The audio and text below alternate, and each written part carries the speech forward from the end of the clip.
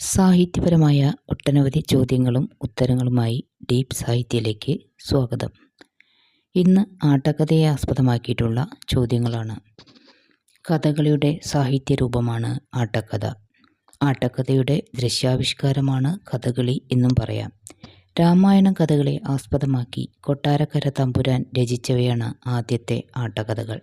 ആട്ടക്കഥയുമായി ബന്ധപ്പെട്ട ചോദ്യങ്ങളിലേക്ക് കടക്കാം. ആട്ടക്കഥാ പ്രസ്ഥാനത്തിൻ്റെ ഉപജ്ഞാതാവ്? ഉത്തരം കൊട്ടാരക്കര തമ്പുരാൻ. മലയാള ശാകുന്തളം എന്ന് ജോസഫ് മുണ്ടശ്ശേരി വിശേഷിപ്പിച്ച ആട്ടക്കഥ ഏത്?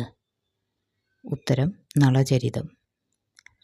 ആട്ടക്കഥയിൽ സംഗീതാത്മകതയും നാടകീയതയും തത്വചിന്തയും ഉജ്ജ്വലമായി സമന്വയിപ്പിച്ച കവി? ഉത്തരം ഉണ്ണായി വാര്യർ. ബുദ്ധചരിതം, ചിത്രാംഗത എന്നീ ആട്ടക്കഥകൾ രചിച്ചതാര്? ഉത്തരം NV കൃഷ്ണവാര്യർ. അമ്പ എന്നുള്ള ആട്ടക്കഥ രചിച്ചത് ആര്? ഉത്തരം ഒളപ്പമണ്ണ സുബ്രഹ്മണ്യൻ നമ്പൂതിരി. മഹാബലി വിജയം എന്ന ആട്ടക്കഥയുടെ കർത്താവ്? ഉത്തരം പ്രൊഫസർ RP മേനോൻ. കുചേലവൃത്തം എന്ന ആട്ടക്കഥ രചിച്ചത് ആര്? ഉത്തരം മുരിങ്ങൂർ ശങ്കരൻ പോറ്റി. കർണശബദം എന്ന ആട്ടക്കഥ രചിച്ചത് ആര്? ഉത്തരം മാലി മാധവൻ നായർ. കലാമണ്ഡലം കൃഷ്ണൻകുട്ടി പൊതുവാളിൻ്റെ ആട്ടക്കഥ?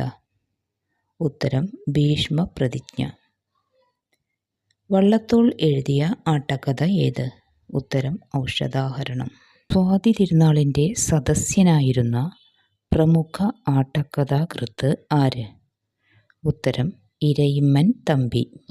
ഉർവശി സ്വയംവരം എന്ന ആട്ടക്കഥ രചിച്ചത് ആര്? ഉത്തരം ഹരിപ്പാട്ട് കൊച്ചുപിള്ള. മാർക്കണ്ഡേയ ചരിതം എന്ന ആട്ടക്കഥ രചിച്ചത് ആര്?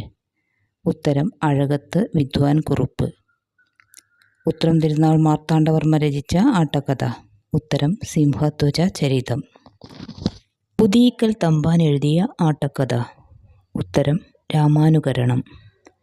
ഗാനങ്ങൾക്ക് ആട്ടക്കഥാ സാഹിത്യത്തിൽ പറഞ്ഞുവരുന്ന പേര്?